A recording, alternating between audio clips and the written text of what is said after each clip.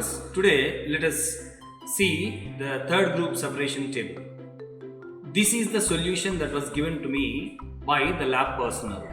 This is to be analyzed for third group separation table. Now, what I have to do? First, I have to add third group reagent for this. If I get a precipitate, that implies third group cations are present in this.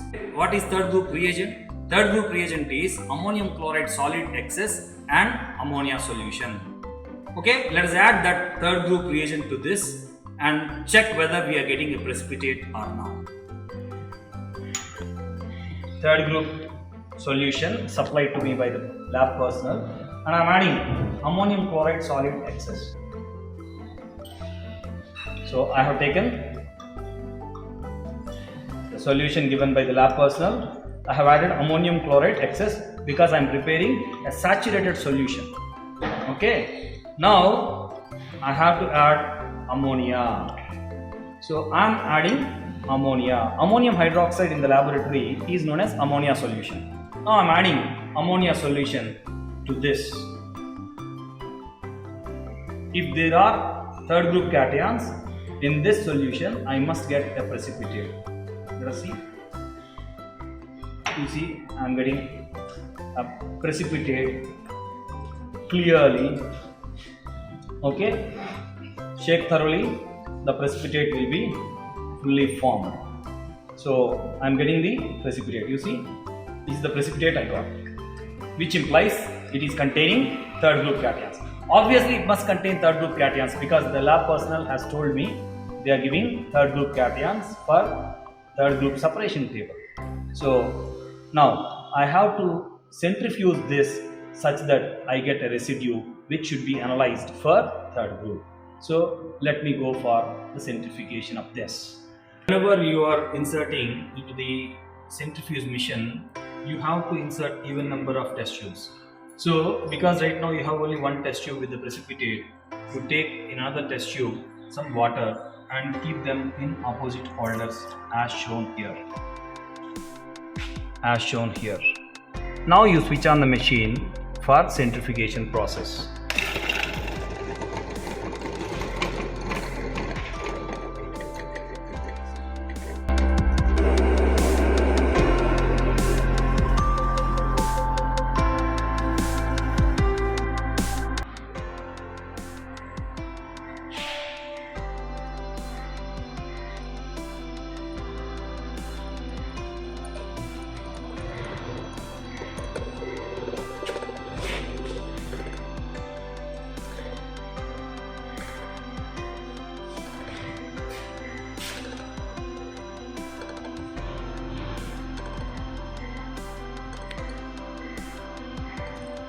Centrifuging is over.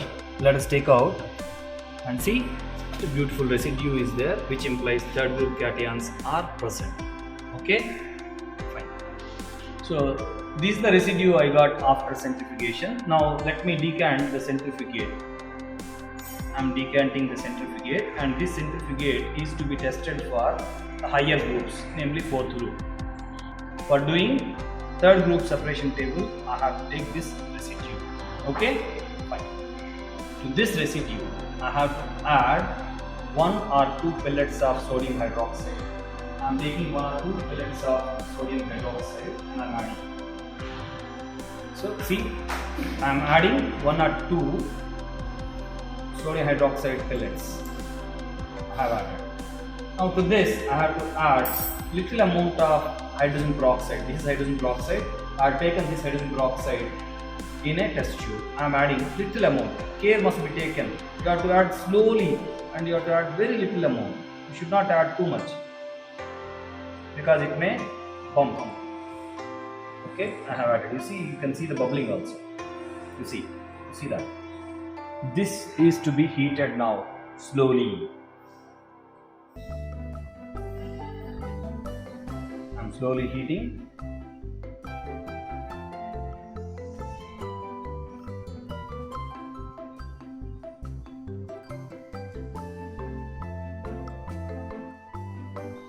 Utmost care must be taken while heating. Always you project this particular test tube towards the sink direction while heating. or else it may spill on your neighbors. So which is rather dangerous. Now after heating, now I have to centrifuge this. If I get a residue, then it implies the presence of iron cation, and the centrifugate is to be tested for the presence of aluminum. So let us do the centrifugation of this first. Let us centrifuge this.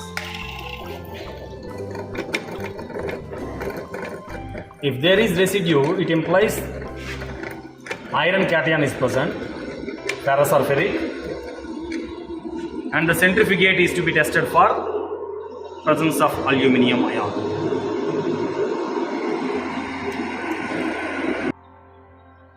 Now let me take out the test tube after centrifugation. You see the residue, there is a residue. So the presence of residue implies ferric ion is present. Okay. Now this centrifugate is to be tested for the presence of aluminum ion. Let us do that. The centrifugate into a fresh test tube. Now this centrifugate is to be tested for the presence of aluminum ion.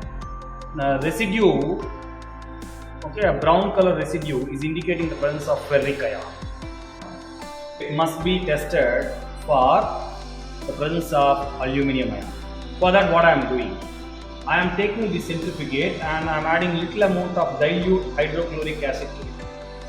So I am adding little amount of dilute hydrochloric acid. Okay, I am adding. It's like neutralization.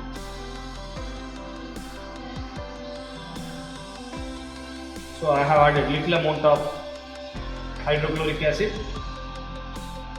Now excess amount of ammonium chloride and ammonia should be added. I am adding ammonium chloride. I have added ammonium chloride. I have to add little excess. Okay. Now I have to add ammonia. Now I am adding ammonia solution. So this is ammonia solution. I am adding ammonia solution. So let us see what happens.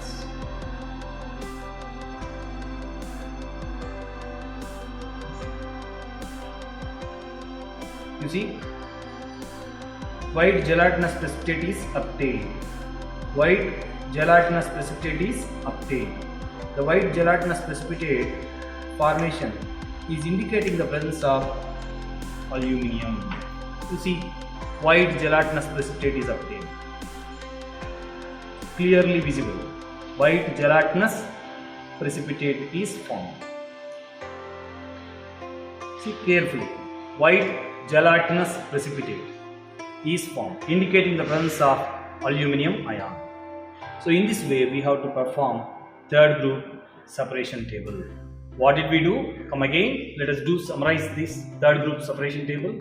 First, I have taken the solution that is supplied to me by the lab personnel. For that I have added third group reagent, that is solid ammonium chloride excess and ammonia.